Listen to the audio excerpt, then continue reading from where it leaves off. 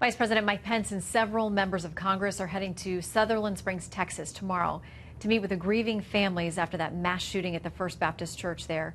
Earlier today, I asked the Vice President what message he'll bring to those in need of consolation in the wake of this tragedy.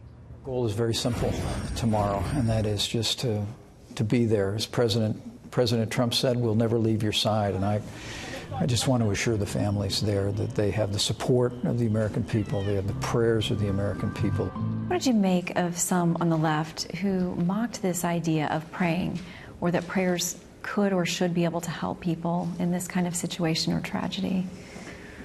Well, Shannon, I'm a believer, and I believe in prayer. And I know that at this moment of such heartbreak and loss in that community, that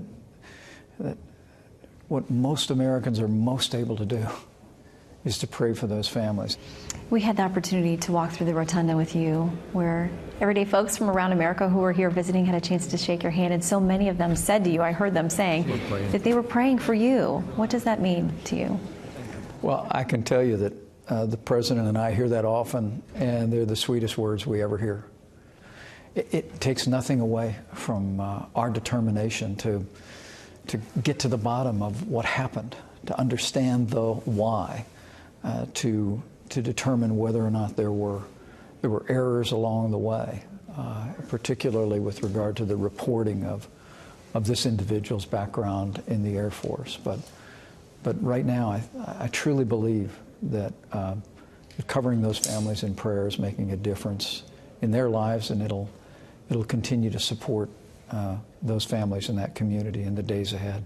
Mm-hmm. As you ramp up on tax reform, a lot of folks are saying it won't be the Democrats who stop you from getting this done. You weren't counting on their votes anyway. But are you surprised by some of the conservative criticism that's come your way? A number of Republican members speaking up, having serious objections to what they've seen so far, at least on the House side. The President and I couldn't be more supportive of the overall framework that's reflected in the bill that's being considered in the House of Representatives this week, and the bill that's going to be introduced in the Senate. The President's goal, very simply, from the outset, has been threefold. We need to cut taxes for the middle class in this country. We need to cut taxes on businesses so that American companies can be more competitive and be able to bring dollars back to this country to create jobs here. And we need to simplify the tax code to lift the burden that this complex tax code places on everyday Americans. Those three principles are all reflected in the bill being considered in the House.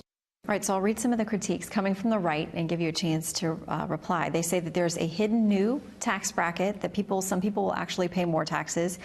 They're worried about the mortgage interest deduction going down. They're worried about the adoption tax credit potentially going away. These are things they say, they point to the middle class and say that's not going to benefit them. Shannon, this really is a work in progress.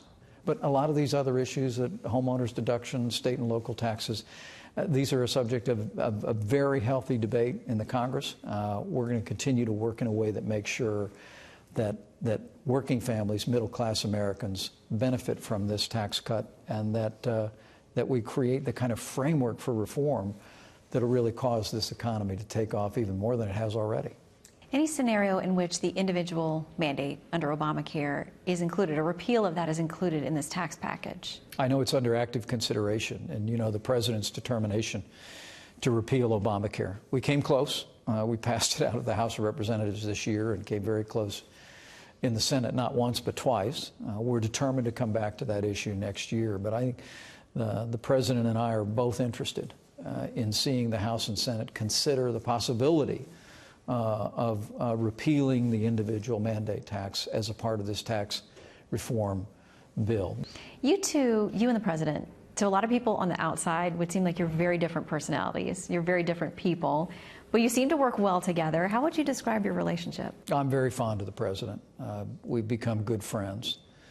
And I really admire his leadership.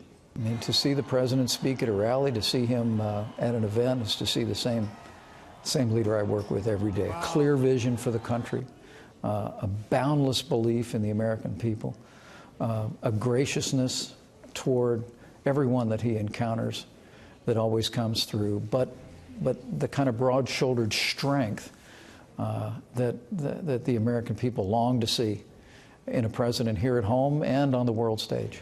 And speaking of the world stage, I want to ask you about something you're very passionate about, which is the persecution of Christians around the world. And you have talked about this administration is taking different steps to really try to get in there and make a practical difference in helping these folks. Well, we've seen a great tragedy unfolding in the Christian community across the wider Middle East.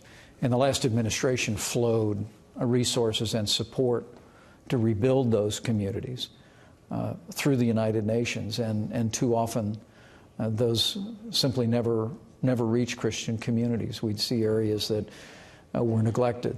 So President Trump made the decision that we're no longer going to fund reconstruction efforts through ineffective programs at the United Nations, that now the USAID is going to directly fund programs in the region to benefit religious minorities, and in some cases will be supporting religious organizations that are rebuilding churches and schools and neighborhoods.